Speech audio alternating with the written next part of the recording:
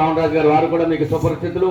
వారు అదేవిధంగా మన చిట్టేటి శ్రీనివాస్ గారు కార్యదర్శిగా వారి నేతృత్వంలో కూడా ఈ పర్యటన బృందం పర్యటన జరుగుతూ ఉన్నాయి.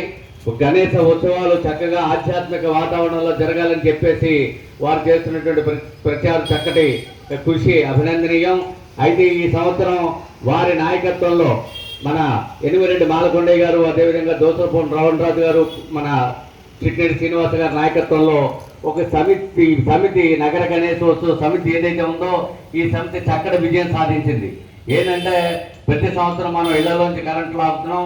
ఆ ఇళ్లలోంచి కరెంటు లాగినప్పుడు ఆ బిల్లు కూడా మనకి కొద్ది భారీ స్థాయిలో వస్తుంది. కొంతమంది ఇబ్బంది పడుతున్నటువంటి సందర్భం కూడా సమితి గమనించి ఇది ప్రభుత్వం చేత చేయిస్తే బాగుంటుందని చెప్పేసి మాలకొండయ్య గారు మీరందరూ ఆలోచించి ప్రభుత్వానికి ఒక లేఖ రాయడం జరిగింది. గత సంవత్సరం కూడా రాశారు వారు. గత సంవత్సరం రాసినప్పటికీ గత సంవత్సరం ఎందుకో ప్రభుత్వం అంతగా ఆ లేఖని వారు రాసినటువంటి లేఖని బహుశా ఇన్ టైము ముఖ్యమంత్రి గారు దృష్టికి వచ్చి ఉండదు. గత సంవత్సరం నిర్ణయం తీసుకోలేదు. అయితే ఈ సంవత్సరం గత నెలలో 27వ తారీఖున రాయడం జరిగింది.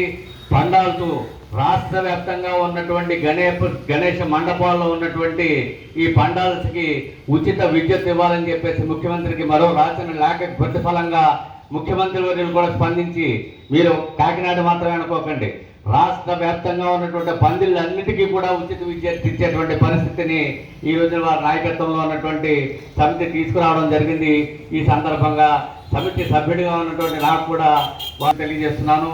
అంతేకాదు ముఖ్యంగా ఈ సమితి మరింత వారి నేతృత్వం ముందుకెళ్తుందని, అదేవిధంగా వారి సహకారంతో మీరు కూడా మరిన్ని కార్యక్రమాలు, ఆధ్యాత్మికమైనటువంటి కార్యక్రమాలు చేయాలని చెప్పేసి నేను సవినీయంగా కోరుకుంటూ నాకు ఈ అవకాశం ఇచ్చినటువంటి మీ అందరికీ కూడా కృతజ్ఞతలు తెలియజేస్తూ ఉన్నాను. Thank you. దానికి ఇచ్చేసినటువంటి ఈ సమితి గౌరవాధ్యక్షులు ముఖ్య సలహాదారులు సుబ్రహ్మణ్యం గారు, అదేవిధంగా మరో గౌరవాధ్యక్షులు దూసరపు రామరాజు గారు, భోగి గణపతి పీఠం ఉపవాసకులు, అదేవిధంగా సమితి అన్ని ప్రాంతాల నుంచి పనిచేస్తుంది. మన గణపతి స్వామివారి దగ్గరికి మన సుబ్రహ్మణ్యం గారు రావడం సంతోషం. వారిని ప్రత్యేకంగా ఈ సమితి నుంచి అభినందిస్తున్నాం.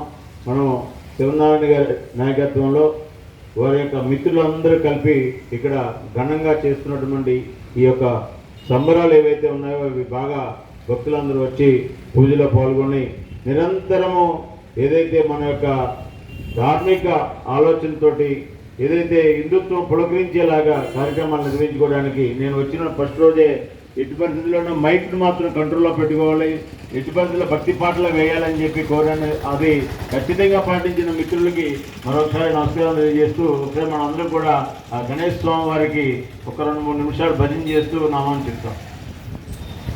జై గణేష్ మహారాజ్ కి, జై గణేష్ మహారాజ్ కి, జై గణేష్ మహారాజ్ కి, జై గణేష్ మహారాజ్ కి. గణపతి బప్ప, గణపతి బప్ప, గణపతి బప్ప, గణపతి బప్ప, గణపతి బప్ప. హిందువుల ఐక్యత, హిందువుల ఐక్యత, సనాతన ధర్మం ఐక్యత, సనాతన ధర్మం ఐక్యత. భారత్ మాతా की, గణేష్ మహారాజ్ की, గణేష్ మహారాజ్ की జై శ్రీరామ్. అందరికీ ధన్యవాదాలు. క్లోజప్ తీస్తాను.